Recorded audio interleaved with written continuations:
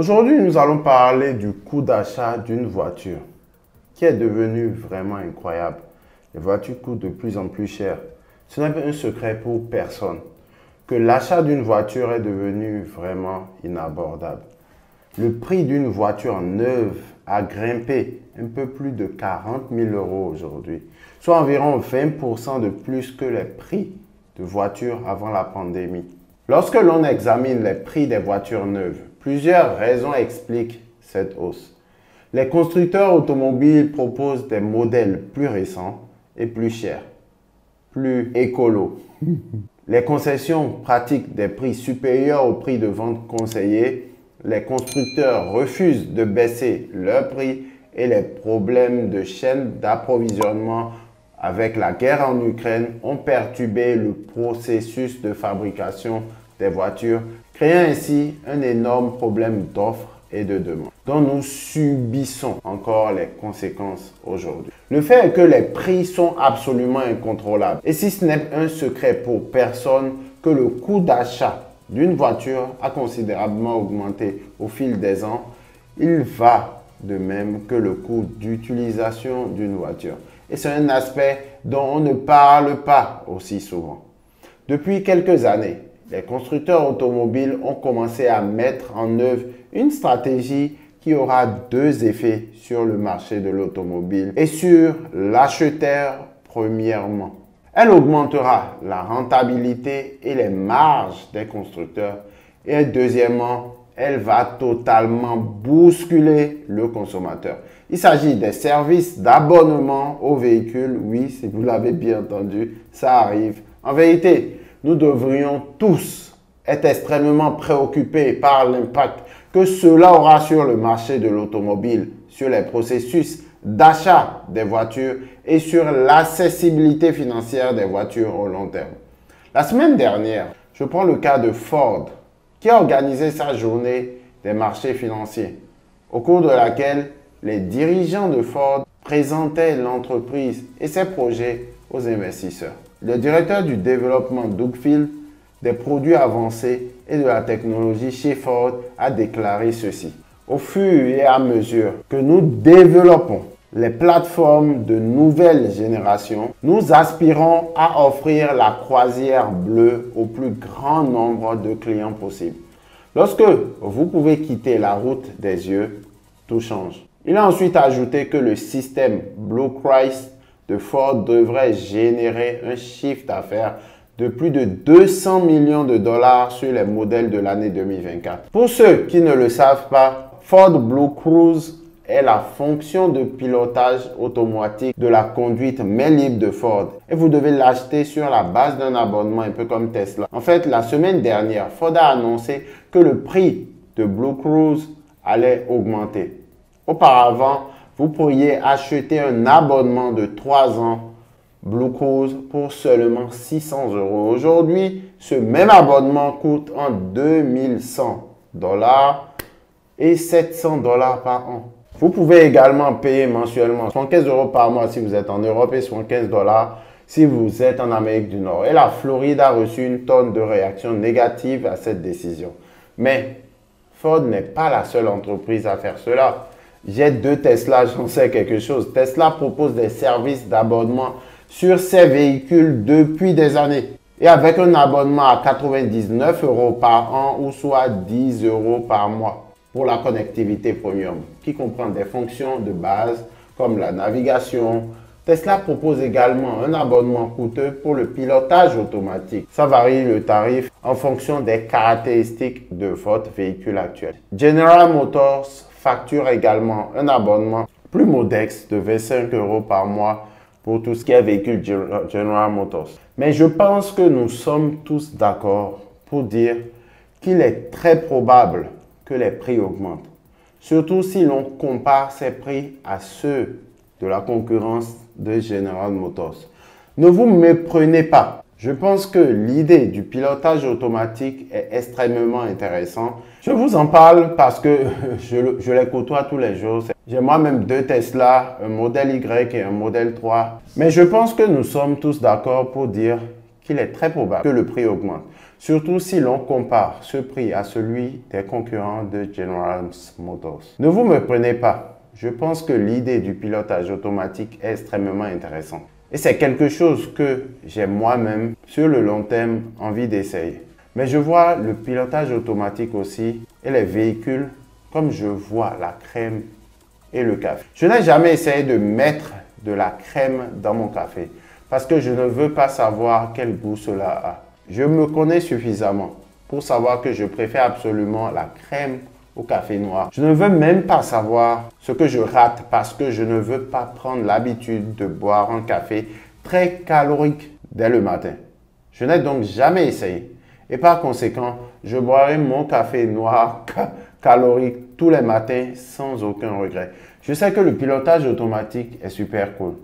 Je sais que si j'essaye, je n'ai donc jamais essayé et par conséquent, je boirai mon café noir calorique tous les matins sans aucun regret. Je sais que le pilotage automatique est super cool. Je sais que si je l'essaye dans un véhicule, il est fort probable que je l'apprécie.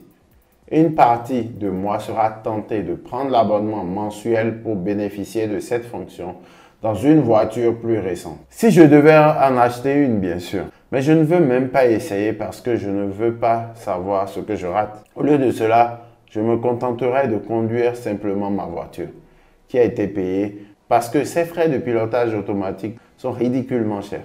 Mais ces frais de pilotage automatique ne sont qu'un des différents abonnements introduits dans l'industrie automobile. Et croyez-le ou non, la situation est parfois bien pire.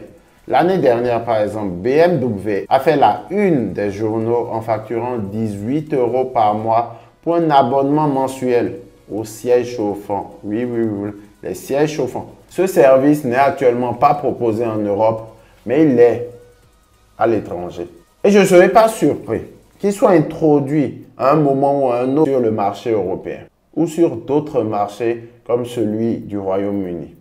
BMW facture 10 livres par mois pour les volants chauffants, 25 livres par mois pour l'aide au stationnement, 10 livres par mois pour les feux de route, ainsi qu'un grand nombre d'autres fonctions que vous pouvez payer soit sur une base mensuelle, soit sur une base annuelle. Option assured que soient ces frais. Le type de frais que je préfère le moins vient d'une de mes marques préférées, Toyota, qui fait désormais payer l'accès à une application pratique.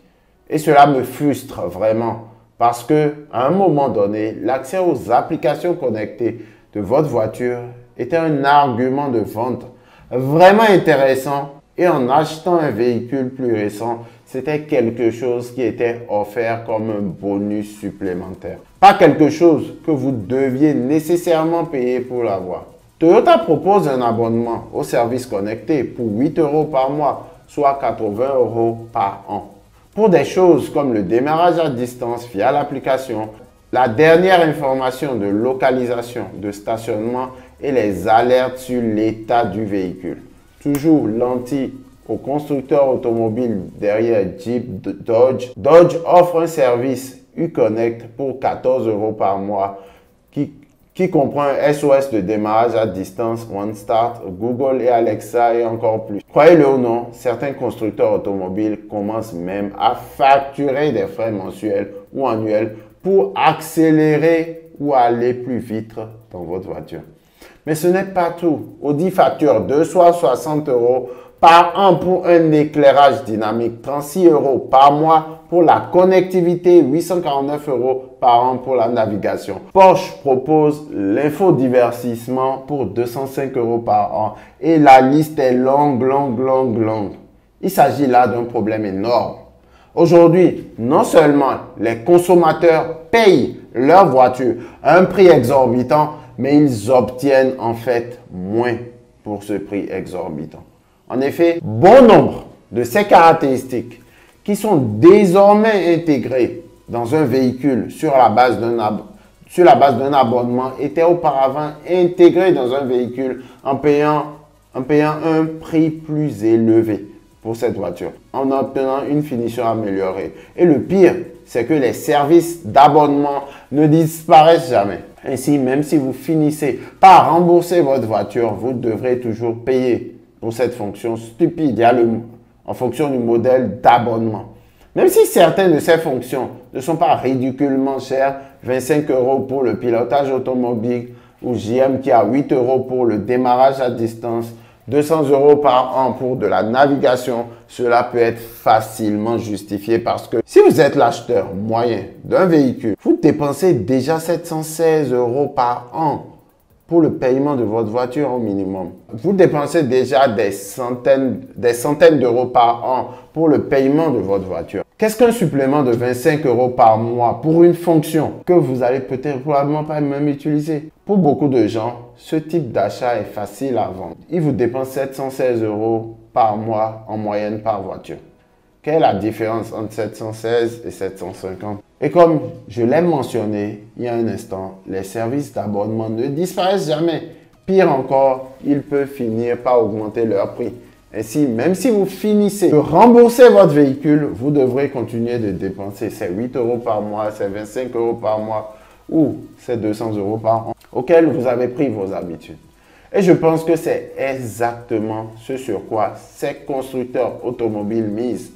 Je suis ridiculement fatigué des services d'abonnement.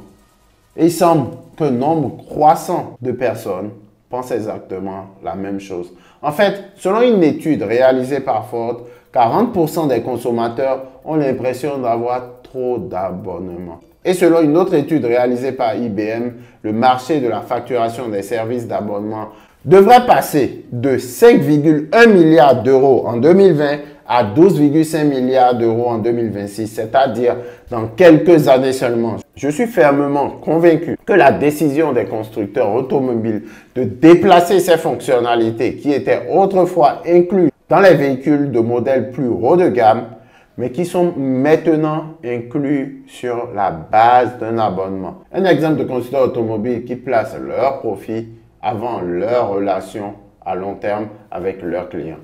Bien qu'il soit trop tôt pour le dire, j'espère vraiment que les clients commenceront à s'opposer à cette absurdité absolue. Car malheureusement, je pense que la seule façon pour ces constructeurs automobiles de revenir à l'ancienne façon de faire les choses est que les gens refusent d'acheter ces abonnements.